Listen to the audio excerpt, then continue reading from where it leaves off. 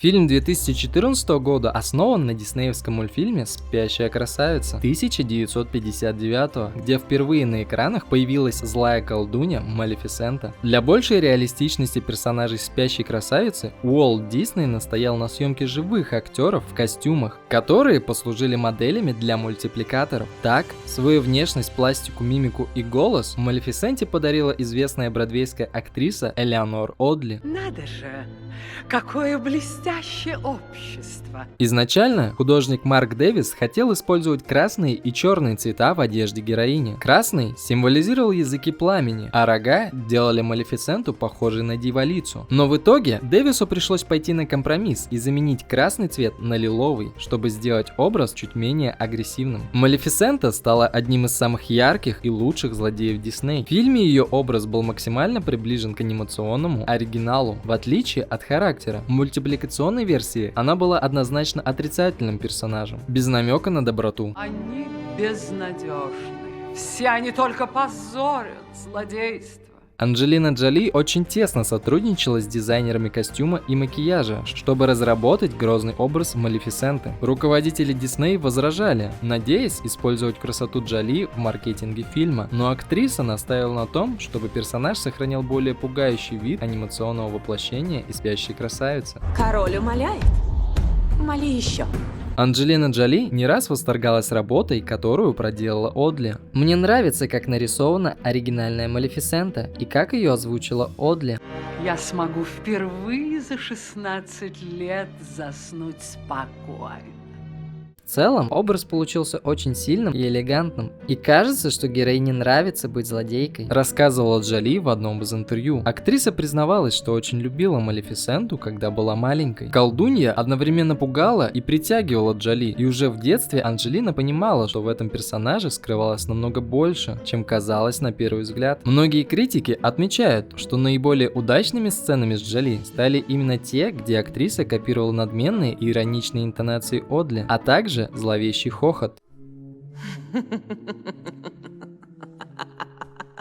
Ужас. Джоли участвовала в разработке грима и костюмов Малефисенты. Именно она убедила семикратного лауреата Оскара, специалиста по визуальным эффектам и гриму, Рика Бейкера, немного испортить ее лицо, сделать скулы, горбинку и острые уши, чтобы подчеркнуть темное начало героини. Мы впустили в наш дом злую ведьму.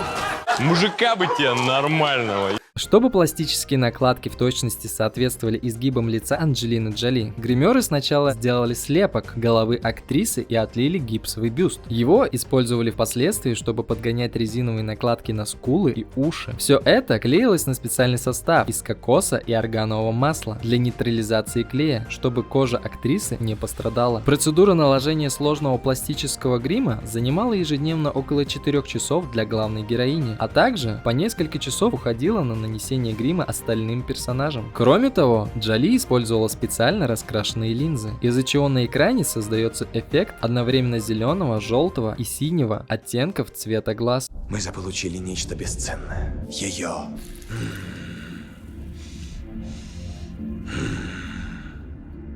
Слушай, ты лучше бы за задницу ее взял, ё-моё. Потом сказал бы, что рука соскользнула, и все. Дизайн рогов придумал Рик Бейкер. Сначала их нарисовали на компьютере, 3 варианта. Затем вылепили в оригинальный размер, 30 сантиметров, и выбрали лучший вариант. Сделаны они из полиуретана, достаточно легкого, но при этом весьма прочного материала. Рога крепились к шлему при помощи магнитов, а между дублями их можно было снять. Также, если Джоли случайно цеплялась ими за что-нибудь или падала, то рога легко отклеивались. Правда, при этом они нередко разбивались, поэтому было изготовлено множество запасных. Для трюковых сцен были сделаны специальные, более прочные прорезиненные экземпляры. В общей сложности команда гримеров изобрела для Малефисенты примерно 20 пар самых разных рогов и их креплений. Так. Постановщица трюков Джо Макларен рассказала, как снимали сцены с полетами. У нас есть специальное приспособление вилочного типа, которое крепится к бедрам актеров. Оно управляется оператором и дает возможность парить и пикировать. В результате полеты выглядят плавно и естественно. По словам Макларен, Джоли прирожденный каскадер. У нее отличная мышечная память и огромный опыт работы на тросах. Ей не нужны были дублеры. Она сама безукоризненно выполняла все поставленные трюковые задачи. Это злодейка, которую я им обещала. Крылья в фильмах получились очень эффектными и реалистичными. Этого удалось добиться благодаря тому, что они сначала были изготовлены в виде муляжей в натуральную величину, на основе которых их создали с помощью компьютерной графики. Как поясняет супервайзер по визуальным эффектам Кэрри Виллигас, при создании компьютерных эффектов всегда помогает наличие модели, которую можно потрогать и посмотреть, как на нее падает и отражается свет. За съемки в «Малефисенте» Джоли получила гонорар в размере $15 миллионов. Это позволило ей стать одной из самых высокооплачиваемых актрис по версии журнала Forbes. Давай. Анджелина Джоли хотела, чтобы головной убор полностью скрывал прическу, но при этом не был похож на тюрбан или просто ткань вокруг головы. В результате появился плотный шлем, который закрывает как голову, так и рога. Поскольку Малефисента фея, то ее головные уборы не сшиты, а как бы самоизготовлены волшебным лесом. Уборов этих несколько. Например, летний вариант обтянут кожей питона. А для церемонии крестин был изготовлен специальный кожаный тюрбан, который подчеркивал неестественную белизну кожи. Всего у Малефисенты было 6 разных шляпок. Или больше. Признавайтесь, кто сколько насчитал. Экое страшилище, и не захочешь, пожалеешь. После длительных кастингов на роль маленькой принцессы Авроры была выбрана 5-летняя дочь актрисы Вивиан Джоли Питт. Оказалось, что девочка является единственной кандидаткой, которая не боится Анджелины в образе злодейки. Мрачный костюм и устрашающие рога отпугнули многих малышей на съемочной площадке.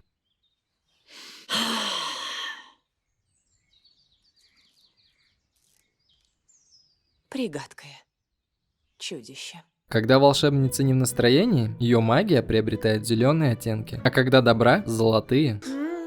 Радость-то у нас какая. Настольная игра, в которую играет три феи, представляет собой настольную игру под названием «Мельница». Самые ранние из известных находок этой игры были найдены на плите храма Курна в Египте 1400 лет до нашей эры. Жульничаешь? Ах, она хитрая, толстая клуша. Эмма Томпсон и Джуди Денч были рассмотрены на роль фей.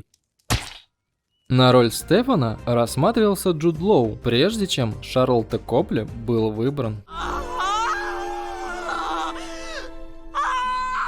Реквизитор Дэвид Белфор собрал несколько десятков прялок для сцены, в которой король накладывает запрет на использование веретен во всей стране. Прялки – единственный ключевой элемент сказки, который повторялся во всех ее вариациях, с самых первых легенд и до наших дней. Не успеет зайти солнце в день ее 16-летия. Она уколет палец об острый конец веретена на прялке и умрет.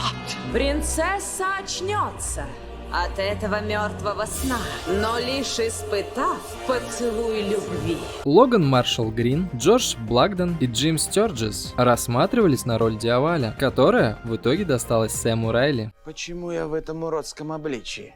Сэм Райли, сыгравший оборотня Диаваля, репетировал движения, которые должны быть свойственны ворону, под руководством специальных тренеров. Райли признается, что часы, которые он провел с инструкторами, были самыми конфузными за всю его актерскую карьеру. Особенно неловко он себя чувствовал, когда приходилось бегать по комнате, размахивать руками и пытаться при этом каркать. Представь, как ты покидаешь холодный север. Ты летишь, ты мигрируешь. Даже в человеческом обличии Райли в образе Диаваля имел животные черты. В волосах торчали вороньи перья, а в глазах были абсолютно черные контактные линзы. Да, именно так. Кристен Стюарт и Аня Тейлор-Джой были рассмотрены на роль Авроры.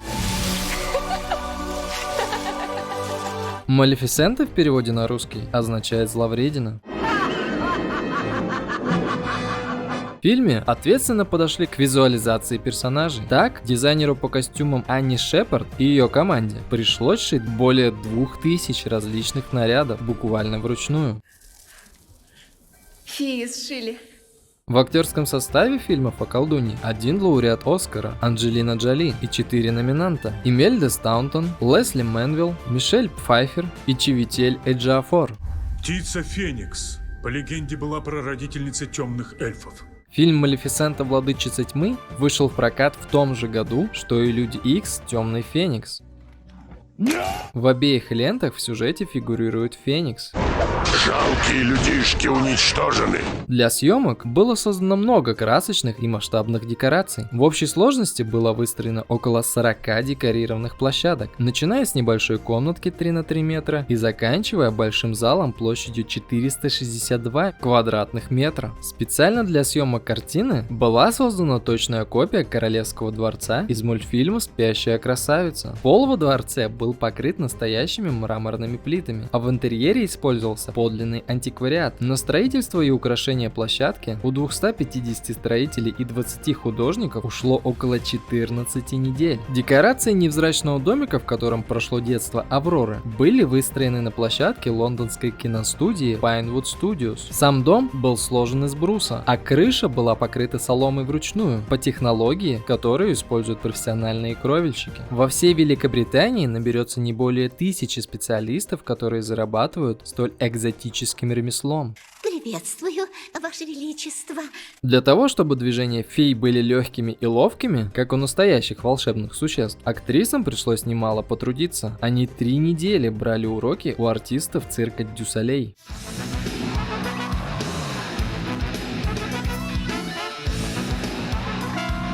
По сюжету, рост героинь не превышал полуметра. Однако, все нюансы мимики были зафиксированы и переданы предельно тщательно. Команда специалистов по визуальным эффектам использовала по 150 маркеров, крепившихся на лице каждой из актрис, чтобы передать малейшие гримасы оцифрованным персонажам. Феи получились очень комичными, с большими головами и широко распахнутыми глазами. Многие другие пропорции были также целенаправленно нарушены. Только попробуй! Спусти меня вниз! Изначально режиссером первой части должен был стать Тим Бёртон, но обстоятельства сложились в пользу Роберта Стронберга. Да уж, любопытно, чтобы наснимал Тим с его-то послужным списком. Я свояю 200-метровую статую Пакмана со скелетором и Хизер Локлер. Да все что угодно. Ставь лайк, обязательно подписывайся и нажимай на колокольчик.